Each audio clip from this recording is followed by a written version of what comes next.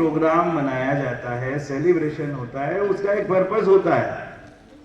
खाली भाषण देने से या हम कुछ बोल दें और आप चुपचाप सुन लो और फिर अपनी क्लास में चले जाओ, लेकिन आपके मन में कुछ भी ऐसा नहीं तो वो लगेगा कि टाइम वेस्ट हुआ, है ना।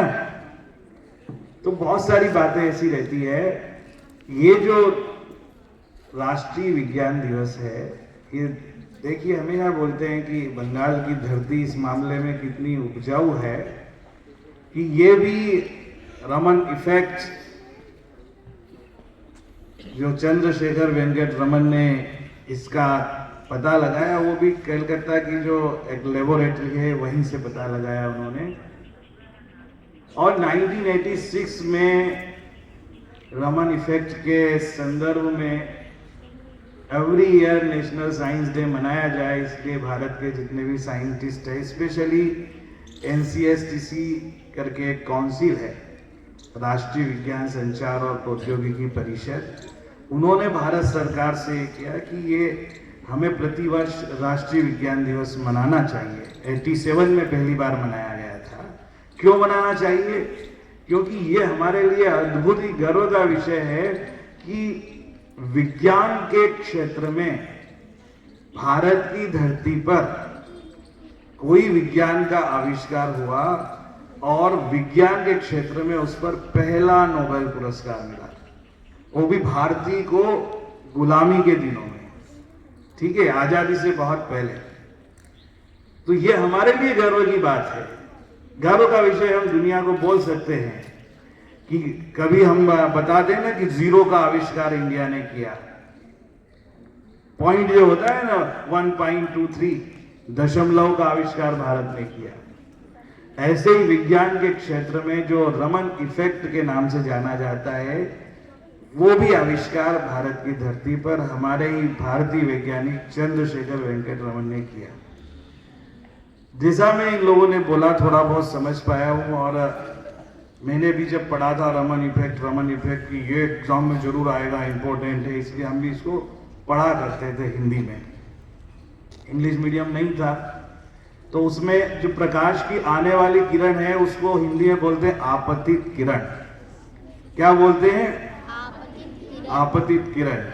गिरने वाली आने वाली जो होती है उसको आपतित किरण बोलते हैं। जब वो ऐसी जगह से गुजरती है जहां कोई धूल वगैरह या कोई कण नहीं हो जिसे अपन निर्वात कह सकते हैं, या कोई वस्तु वहां पर है, तो वो जब प्रकाश की किरण वहां से ट्रेवल करती है तो उसके अणुओं के माध्यम से क्रिया होती है, फोटान बिखरते हैं, या फोटान से इसका रिलेशन है, तो उसका जो प्रकाश का जो रंग होता है वो बिखर जाता है, और जो वहां पर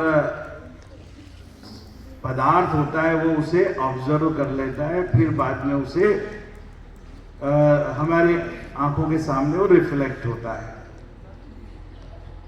तो ये जो अलग अलग रंग में चीजें दिखाई देती है, इस प्रकार का जो कोई ऐसा एक सिद्धांत नहीं था, जैसा सर ने बताया कि उन्होंने समुद्र के जल पर रिसर्च किया और ये एक सिद्धांत दिया कि प्रकाश की किरण का ये जो प्रभाव होता है उसके बिखरने का, उसकी वजह से ये प्रभाव पड़ता है और रंग हमें दिखाई देता है प्रकाश का अलग अलग।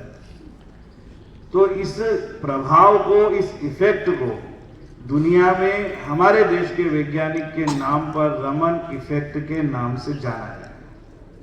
और ये अद्भुत खोज थी भारत की विज्ञान के क्षेत्र में, और इसीलिए प्रतिवर्ष 28 फरवरी को 1987 से देश में राष्ट्रीय विज्ञान दिवस मनाया जाता है। आप देखें कि जितने भी साइंस के इंस्टीट्यूट आज होंगे, चाहे CSIR हो, CMERI हो, और जितने भी लेबोरेटरीज हो, आज वहां का कुछ अलग ही नजारा होगा। वो अगर राष्ट्रीय विज्ञान दिवस मना रहे होंगे तो कितनी तैयारियां की होगी, क्या क्या प्रयोग दिखा रहे होंगे। अब इनमें जो दोनों ही हमारे टीचर्स ने बताया, उसी बात को मैं थोड़ा सा ऐड करना चाहूंगा कि बेटा, सर ने बताया भी था, शायद आपने सुना हो या नहीं, इस वर्ष, इस साल की, हर साल की नेशनल साइंस डे की कोई थीम होती है। इस साल की क्या थीम है आपने सुनी होगी, अगर सुनी है तो कितने बच्चे बता सकते हैं? इस वर्ष की नेशनल साइंस डे की थीम क्या है? कितने बच्चों को पता है कि गुड़िया आ रही, इसको पता है? किसी ने भी सुना और उसको पता हो तो बता सकता। हाँ, कोई बता रहा था बच्चा, नहीं पता है। आदित्य राज, तुम ध्यान से सुन रहे थे, science is your interesting subject, कोई बात नहीं, ओके। जहां तक मुझे ध्यान है, वसात जी